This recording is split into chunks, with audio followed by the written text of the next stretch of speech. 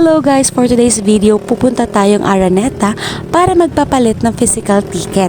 Pupunta lang tayo sa ticket booth, ang bayad lang doon is 50 pesos per ticket. Dahil gusto kong magkaroon ng souvenir for Kai solo concert tour here in Manila. So, let's go! Nakita ko rin yung picture ni Kai. Diyan tayo mamaya. Yan, yun yung hinahanap ko.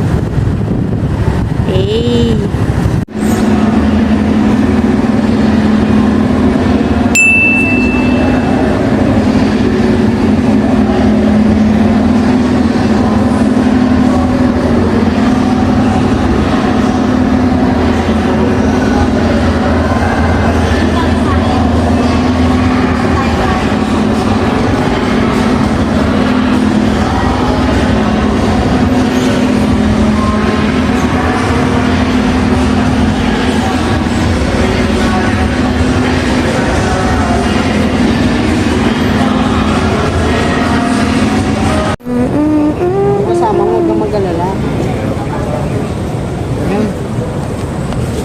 Tara.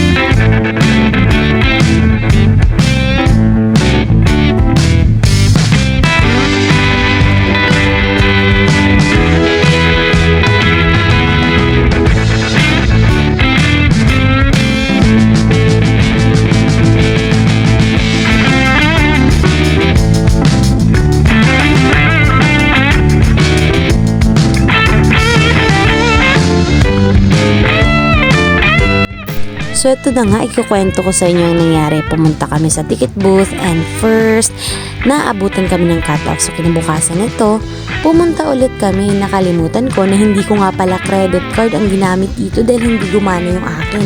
Ito ay nakapangalan sa ate ko. So binigay ko yung ID ko, wala sa isip ko hindi siya nag-match, kaya hindi ako pinayagan na makakuha ng physical ticket. So ngayon, ang gamit ko ng mismo concert ay ang e-ticket. Pero okay lang naman yun, hindi naman sayang yung punta namin dito. Kasi sa day 1 ng punta namin dito, itong video na to mismo, nag-picture naman ako, nag-enjoy ako na mag-picture at mag-video sa lamp post banner ni Kai.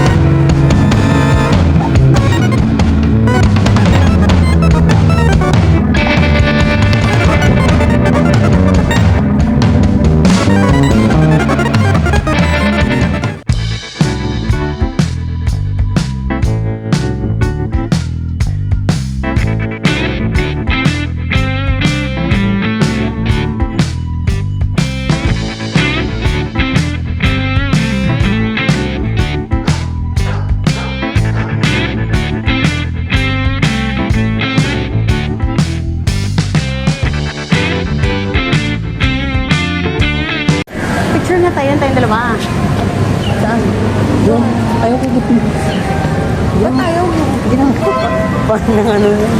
Ikaw lang naman. Ikaw lang naman yun.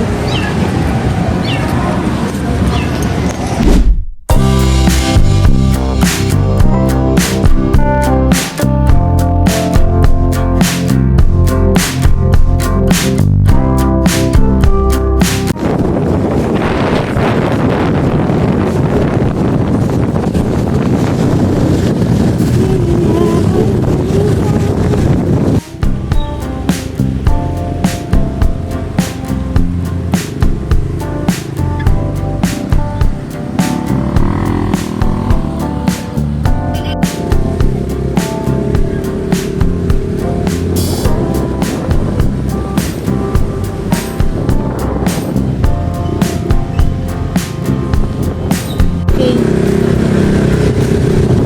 Ay, oo nga. Parang nga siyang nalabas talaga lang. Oh, ang galing. Ah, ganyan lang pala yun. Oo nga, ang ganda. Parang nga siyang nalabas. Yung katulad sa ibang bansa.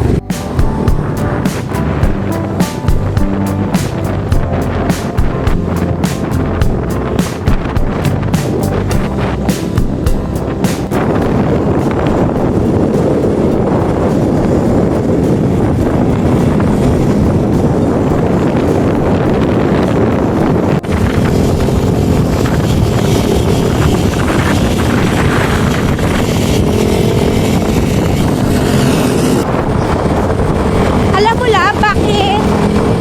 Pinipilit ko talaga ngayon na mag-attend ng mga concert ng EXO habang ngayon pa lang.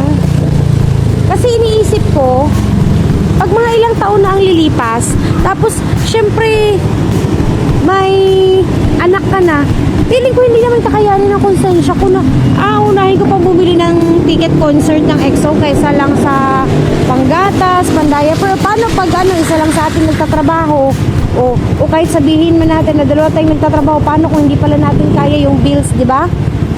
Tapos ipipilit mo talaga na sige, kailangan ibili ko talaga yung bilhin ko talaga yung ticket kasi attend talaga ako, sige pa ako naka-attend. O kaya habang ngayon pa lang, pilitin mo na talaga. Kasi pag may anak ka na, iba na yung usapan nun eh.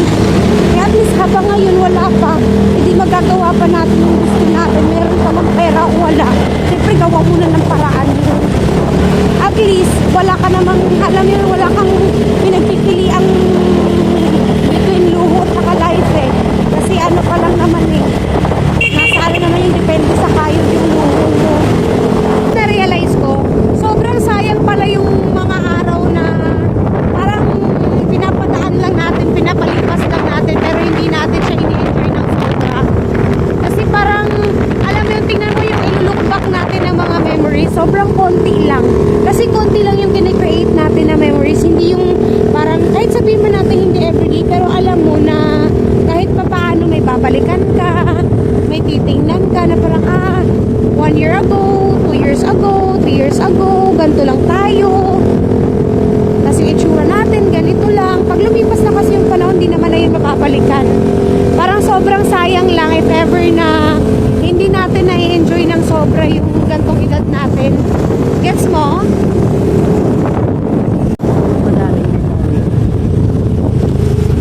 Kailangan yun, love.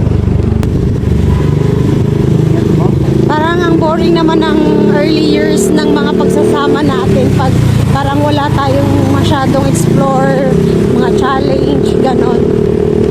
Diba?